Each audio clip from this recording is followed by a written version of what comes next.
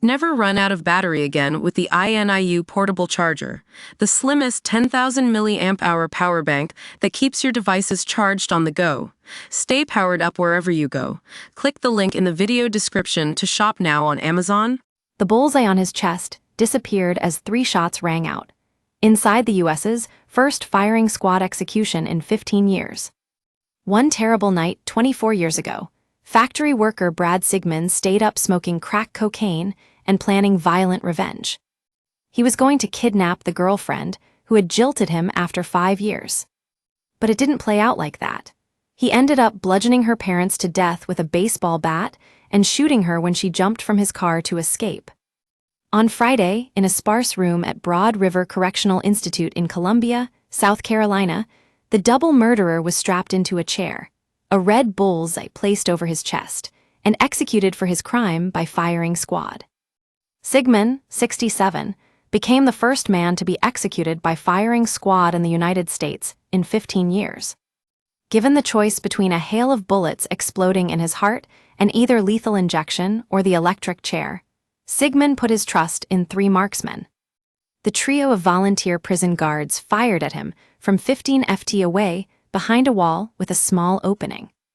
The news of those shots rang out around the world, heralding a more unforgiving approach to justice in the United States.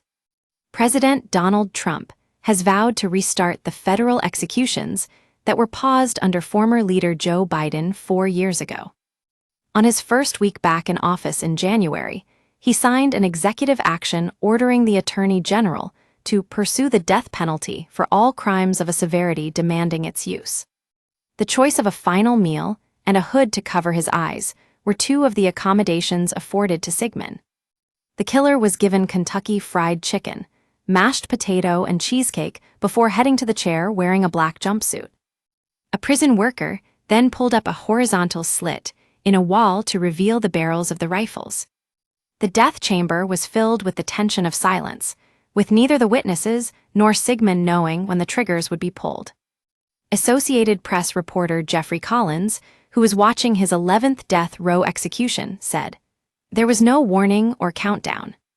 The abrupt crack of the rifles startled me, and the white target with the red bullseye that had been on his chest, standing out against his black prison jumpsuit, disappeared instantly as Sigmund's whole body flinched. A jagged red spot about the size of a small fist appeared where Sigmund was shot. His chest moved 2 or 3 times. Outside of the rifle crack, there was no sound. Less than a minute later, a doctor examined Sigmund's body and declared him dead at 6:08 p.m. The .308 Winchester tap urban bullets, which explode on impact inside the body, had been as lethal as they are designed to be. But Sigmund's lawyer Bo King thought that his client's arm trembled as if he was trying to break free from the restraints once they had gone in. He added, "It is unfathomable that, in 2025, South Carolina would execute one of its citizens in this bloody spectacle." Another witness, journalist Anna Dobbins, also suggested there had been some movement. She said, "His arms flexed. There was something in his midsection that moved. I'm not necessarily going to call them breaths, I don't really know, but there was some movement that went on there for 2 or 3 seconds." Collins, who has also seen the lethal injection and the electric chair used, felt that the firing squad was much quicker. The aim of the prison guards was certainly much better than that of Sigmund. In April 2001, high on crack cocaine, he decided to take revenge on Rebecca Barber for jilting him. His plan was to kidnap his girlfriend, shoot her, and then shoot himself. Sigmund later told police officers that if he couldn't have her, nobody could. He tied up Rebecca's parents Gladys, 59, and David Lark, 62, at their rural property in Greenville County, South Carolina, and hit them both around the head 9 times each until they were dead. Sigmund then took David's gun, waited for Rebecca to come home, and then bundled her into his SUV. She knew she had to escape. As they sped along a South Carolina highway at 60 mph, Rebecca leapt from the car and made a desperate dash for her life. Brad Sigmund chased his victim down, firing at least 3 shots, but she was only hit in the foot. Despite the unfathomable crimes inflicted on Rebecca, 59, and her parents she did not agree with his life being extinguished. She said, "I don't think somebody being put to death is gonna bring me closure. It bothers me and gives me anxiety about him being put to death, and especially him picking the firing squad." Ever since being found guilty of Gladys and David's murder in 2002, Sigmund has been waiting on death row. He admitted killing the defenseless David and Gladys. But after being incarcerated, Sigmund found religion and expressed remorse for his crimes. Rebecca said, "The Bible tells you, I know it says an eye for an eye and a tooth for a tooth, but if you read on down in there it says, 'Revenge is not mine, says the Lord, revenge is God's.'" Not everyone in her family agrees. "I don't think somebody being put to death is gonna bring me closure." Prior to the execution, Rebecca's son Ricky Sims, 40, objected to Sigmund's attempts to appeal against the death penalty. He said, "He's just trying to prolong something that should have been done 20 years ago." Prior to leaving office, the previous U.S. President Joe Biden had commuted 37 out of 40 federal death sentences to life in prison. But Sigmund was on South Carolina's execution list and did not receive a reprieve. It is one of only 23 U.S. states which currently maintain the death penalty, and each of them has been grappling with the most reliable means of carrying out that sentence. In 1983, it took 24 minutes for John Louis Evans III to die on the electric chair. Eyewitnesses reporting the stomach-churning smell of burnt flesh each time the high-voltage shocks failed to finish him off in Alabama. 5 years later, 2 tubes administering a lethal injection to Raymond Landry in Texas came loose, with one squirting the deadly mixture over the nearby witnesses. South Carolina wanted to make sure its firing squad at the Broad River Correctional Institute in Columbia did not fail. There was to be no chance of stray bullets hitting any bystanders. The witnesses sat behind 3-inch thick bulletproof glass, and the firing squad stood behind a brick wall. The U.S. has struggled to get hold of the lethal sedatives due to export bans, but Trump wants his chief legal advisor to do everything possible to increase the supply. The president has made it clear he wants to speed up the rate of executions, with over 2,000 U.S. prisoners on death row. There might be more joining them. Trump last week called for all cop killers to be given the death penalty and recently suggested drug dealers should also face the ultimate sanction. According to opinion polls, the majority of Americans agree with him, with 53% supporting the death penalty. In Britain, the thirst for no-nonsense justice is even greater.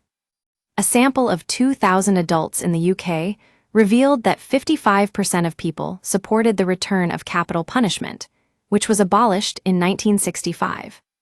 Murderers Peter Anthony Allen and Gwyn Owen were the last murderers to suffer that fate by hanging in 1964.